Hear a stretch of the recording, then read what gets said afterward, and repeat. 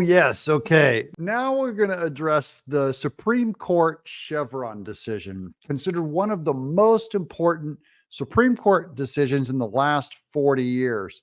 I already made one attempt at this video. I think I did it live. I didn't have any of the vocabulary down, so I got some help this time. We're going to get educated together, you and I both. It's going to be great because it really is important. Okay. This is about that fourth branch of government, the illegal one, the deep state. Okay. Justice Roberts just pushed back on it. And this is the biggest pushback in 40 years. I'm going to explain it to you. Welcome to Doug in Exile. This is where the happy patriots are. Part of it is you just sit there. I try and make it a little bit entertaining. We go through the facts together and we learn together. And this is important. This one you will know. I'll help explain it. But don't forget to subscribe. Give us a thumbs up. We try and get you like 4 videos a day. And you guys have been so good to me. But if you guys continue to sub, I'll keep doing this. Here goes. This is Washington. The Supreme Court on Friday overturned a landmark 40-year-old decision that gave federal agencies broad regulatory power, upending their authority to issue regulations unless Congress has spoken clearly. This affects the EPA, like the Clean Air Act. This affects you having to wear the COVID mask. This affects fishing regulations, building regulations, Cal OSHA stuff, where they were basically operating as unelected officials and doing the job of Congress. This is Congress's job. So the Supreme Court's rolling this carpet back. Stick with us. It's going to make sense. So in 1984, there was a ruling known as the Chevron Doctrine.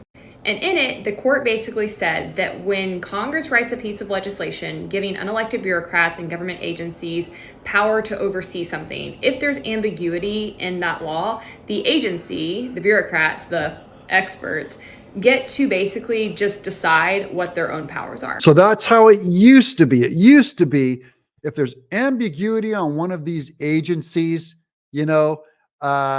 it would default to the agencies. They could run their own courts. They didn't have to go before a normal jury, send you before a normal jury. And now all they said is now if it's vague, it has to go back to Congress and Congress has to write a law, or a real court judge has to decide.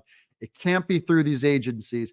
That is, they were the fourth branch of government, and they're by far the largest branch of government because they've been adjudicating way more things than our Congress has or our court system has.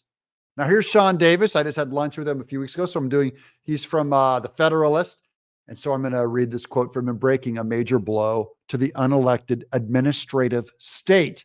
The Supreme Court has overturned the Chevron Doctrine, which required courts to defer to the legal interpretations of unelected bureaucracies. Chevron is now overruled.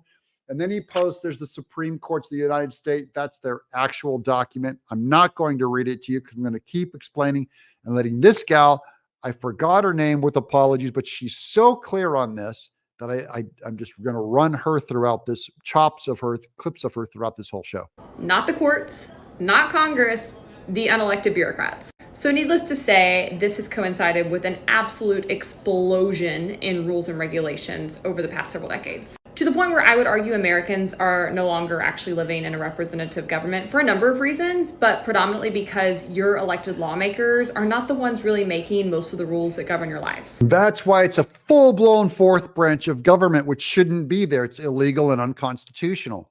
This is because Congress has not done their jobs and our courts have not done their jobs. Specifically Congress.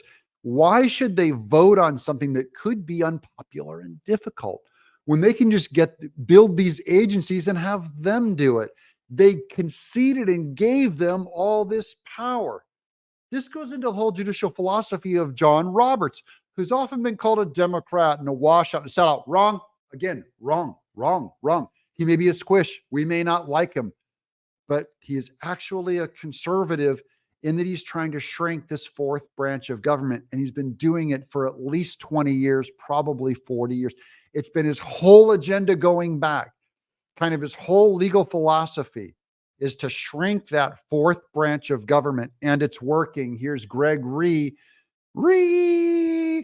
When OSHA unilaterally mandated that tens of millions of private sector workers take the COVID shot or wear masks, appellate courts cited the Chevron Doctrine for allowing it. People don't understand how important it is that the Chevron difference is dead. Now, I can only say, do you not agree now that you see how big this court case is, how they can no longer use Chevron before to concede and make you wear COVID masks and take the vaccine? Kind of affects all of us. Instead, it's what we call the fourth branch of government, a bunch of unelected bureaucrats and government agencies. And not only have they been given broad power to just make up powers for themselves because of the Chevron Doctrine, it's also made it really hard to check them when they do things that are unconstitutional. Because thanks to the Chevron Doctrine, which has been law of the land, if you were to try to challenge some of these rules and regulations and powers that they were giving themselves, the courts were told they had to defer to the agency. So they literally had to defer. They didn't even have a trial to see if they should pick it up or not.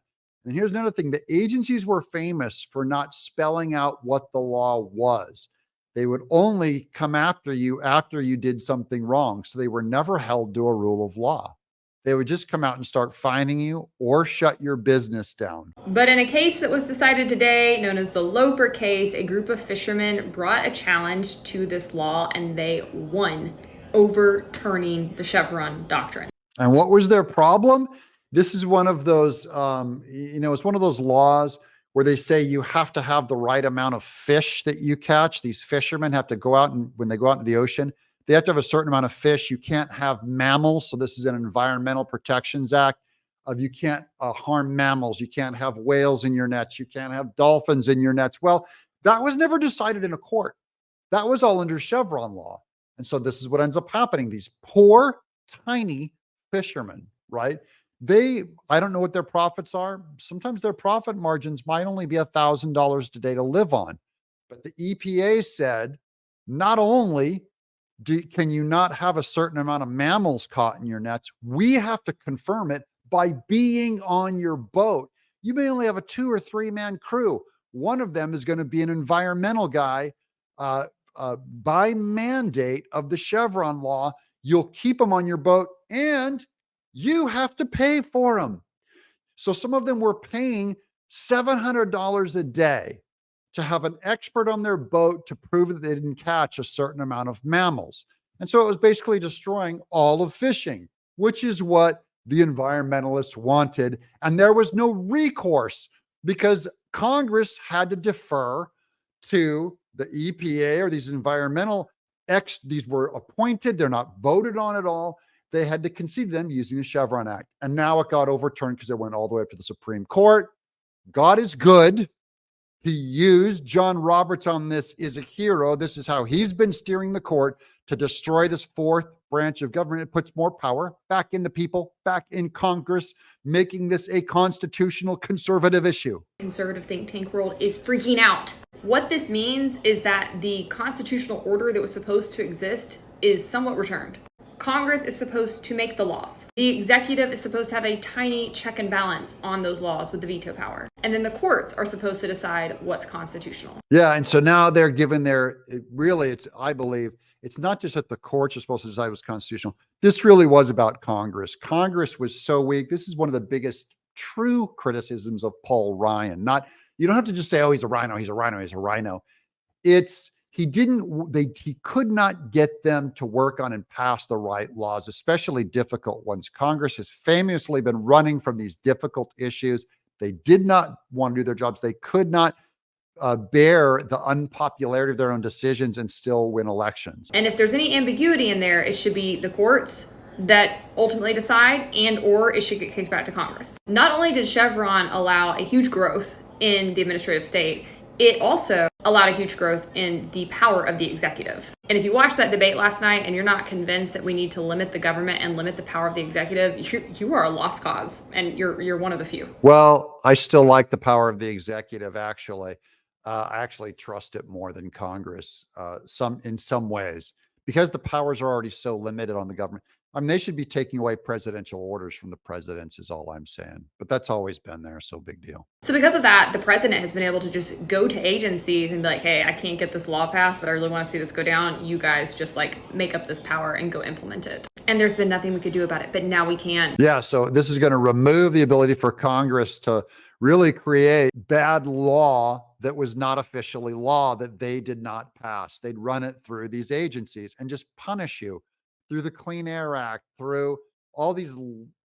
Any businessman who tried to open a business and knows how hard it is to start a business, it was always these administrative, bureaucratic states, mysterious ones, where you couldn't find the law. I'm going to explain in a minute how this affects crypto too. Hold tight. One thing I love about this and similar issues when they've come up is when the left loses, their whole argument is that this is a power grab.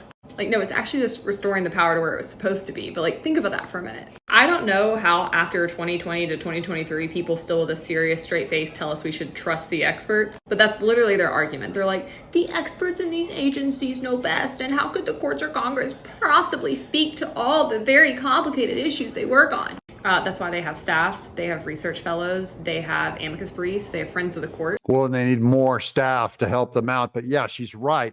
This is about the Democrats' overall 40-year plan to put your life in control of the unelected experts. Remember that. That's what's so important. This puts more of the power back in we the people, back in our representative limited government. Huge win. I'm just going to spell this out. I'm going to explain it one more time through a different source.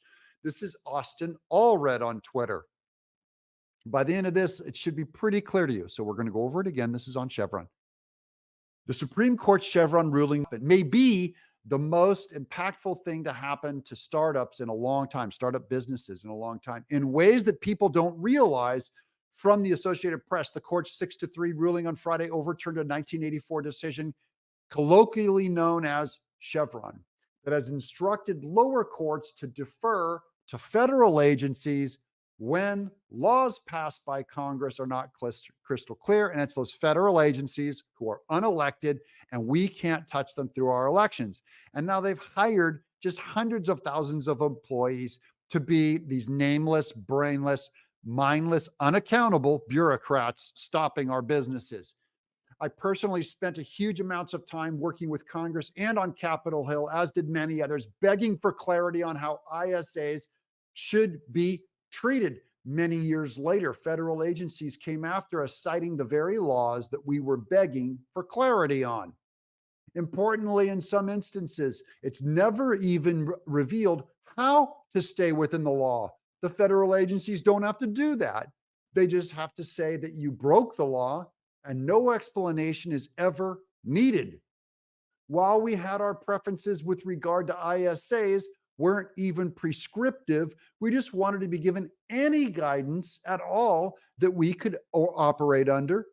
We would have complied with anything, and we were given nothing because there's no obligation for these agencies to actually tell you what their law says. They only have an obligation to punish you if they see that you've fallen out of their favor. It was kept intentionally vague with no answers to be given up until and including the point where various federal agencies went after everyone in the ISA space for things that we had begged for answers for.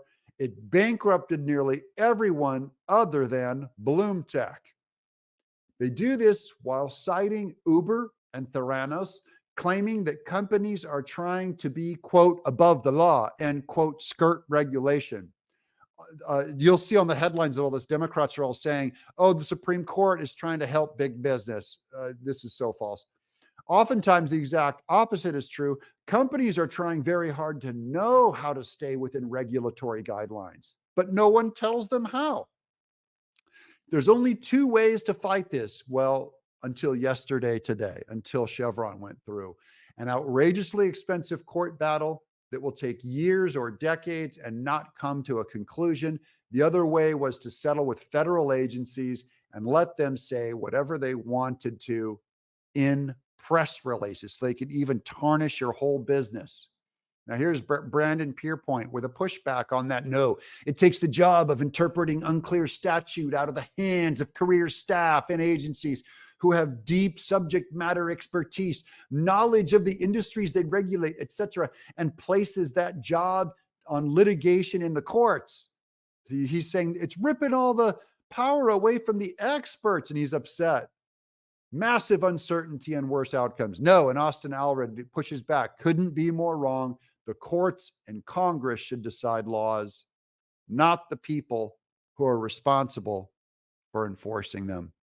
And now you have a better idea of what Chevron stood for and why the Supreme Court overturning it is great. And this is in defense of John Roberts. I'm Doug in Exile.